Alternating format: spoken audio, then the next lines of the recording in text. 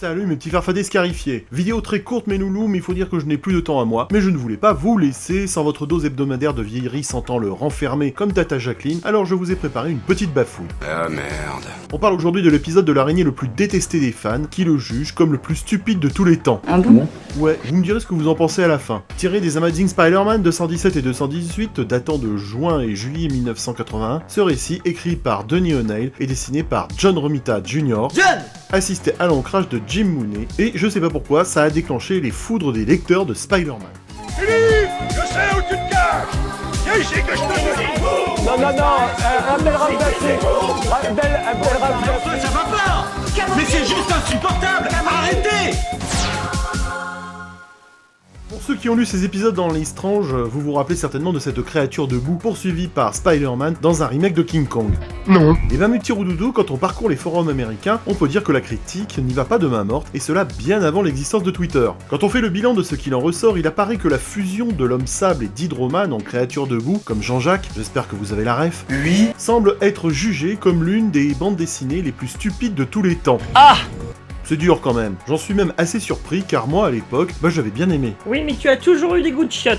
C'est vrai aussi. En tout cas, je vous rappelle à tarte que ces deux épisodes velus avaient été publiés dans les Strange 173 et 174 de mai et juin 1984, et de ce que je me rappelle de mes souvenirs de gosse, j'avais pas détesté. Pauvre Goyo, Alors d'accord, l'histoire ne casse pas trois pattes à un connard, mais bon, quand on est gosse, ça ne choque pas autant que ça. Tout commence avec Hydroman, le facétieux pisse-froid qui attaque notre bon vieux Speedé, alors qu'il est un peu mal en point. Mais l'intervention de la police met en fuite Hydroman. Au passage, Lug a encore charcuté les dessins avec la disparition des impacts des tirs au travers du corps du méchant, comme vous le voyez ici sur cette version originale, ainsi que la disparition des bruits de tir des flingues. C'était la mode à l'époque. Peu de temps après, Hydroman et Sandman se retrouvent dans le même bar et se disputent une dame locale nommée Sadie. Ça ressemble à un combat de coq qui tourne au concours pour impressionner Sadie, comme s'il voulait se marier le cul avec elle. Une nana assez vulgaire, en manque de respect pour elle-même, qui n'a pas de quoi nous faire mousser la bière. Les deux bolosses, assez piquetés de la ruche, ont visiblement faim et ils veulent montrer à Sadie qui des deux a la plus grosse. Salade de doigts, beefsteak à 5 branches, à l'issue du combat, il faut rappeler le paysagiste. Les deux en viennent aux mains rapidement.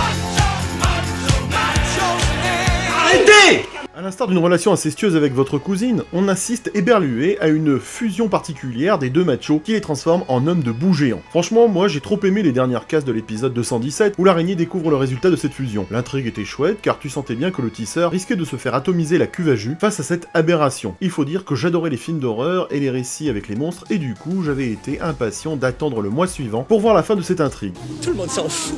Je trouvais ça sympa. Mais c'est de la merde donc. L'épisode 218, vu dans le Strange 174, est un hommage manifeste à King Kong. Sadie rencontre un manager de spectacle qui lui propose de faire du fric avec l'homme debout exposé au Carnegie Hall. J'ai vu les commentaires des fans sur les forums critiquer l'absurdité de cette histoire, n'acceptant pas cette tournure à la King Kong et préférant un affrontement classique de l'araignée contre l'homme sable et Hydroman. Visiblement, ça défrisait les lecteurs de changer un peu le concept. Tu veux du pain? Alors oui, on a tous les clichés de l'homme boue chopant Sadie avec lui et l'emmenant tout en haut d'un immeuble. Au passage, Lug a évité de rendre la bête dégoulinante, comme vous pouvez le voir sur cette version originale. Et puis j'ai pas compris pourquoi Lug a coupé la moitié de cette case. Je sais pas si ça va intéresser les gens de savoir que Lug avait charcuté cette case. C'est bon à savoir. Enfin, oui, c'est bon à savoir. On a un final où les hélicoptères remettent les amygdales à la bête, comme dans King Kong, dans la version de 1976, sous les caméras des Merdia et autres journalopes. Vous vous souvenez, cette scène relativement brutale et assez longue, où le gorille géant se fait transpercer de toutes parts pendant 3 minutes interminables. J'ai réussi à choper quelques commentaires des mecs qui chouinent, comme tous ces bolosses qui chialent sur une nouvelle mise à jour de Snapchat. En fait, les propos qui reviennent régulièrement sur les forums américains sont à peu près toujours les mêmes. Un combat et une équipe Hydroman Sandman aurait dû être une histoire géniale, mais c'était tout simplement ridicule. C'est quoi cette stupide histoire de King Kong? Cela aurait eu beaucoup plus de sens si le récit était sorti plus près du remake de King Kong plutôt que 5 ans plus tard. Si j'avais un monstre de boue dans une bande dessinée, je voudrais un combat plus important que ça. Ta gueule. Tu es moche. J'avoue que je suis perplexe. Devant tant de commentaires négatifs, j'hésite et débite. Bon, lui il va me prendre la tête. Franchement, les mecs en font tout un caca nerveux. Faut boire de l'eau, les gars. No cake December, les gars, hein, comme on le dirait si on était en décembre. Précise ta pensée. Bon, vous avez trop le toucher précieux, les bolosses. Je sais bien qu'il faut insulter pour exister, mais franchement, les mecs, faites autre chose de votre vie. Vous avez dépassé les 30 ans. Moi, en tout cas, je trouve que ça vaut pas la peine d'en démouler une terrine. Ça, c'est ton opinion personnelle. L'idée de fusionner Hydro et Sandman est intéressante, mais peut-être effectivement que l'exécution aurait pu être un peu plus travaillée. C'est pas vilain non plus, faut pas déconner. Pour être tout à fait franc, j'avais même aimé cette histoire de monstre à la King Kong. Je ne sais pas si je suis le seul, mais je compte sur vous dans les commentaires pour me dire si vous avez également détesté, un peu comme Delacroix que je ne peux pas voir en peinture, ou si certains d'entre vous ont aimé cette histoire. Je préfère les séfarades, tu sais. Voilà, je vous remercie pour votre attention, laisse pause blow pour encourager mon boulot, n'achetez pas chinois, c'était Bob Zombie dans le tube, le prince de la bulle de love sur le net, à très bientôt les geeks. Philippe, je sais où tu te caches. Viens ici que je te bute. Non, appelle Ralph Dafri. Appelle Ralph Dafri. Mais enfin, ça va pas. Mais c'est juste insupportable. Arrêtez. Ta gueule.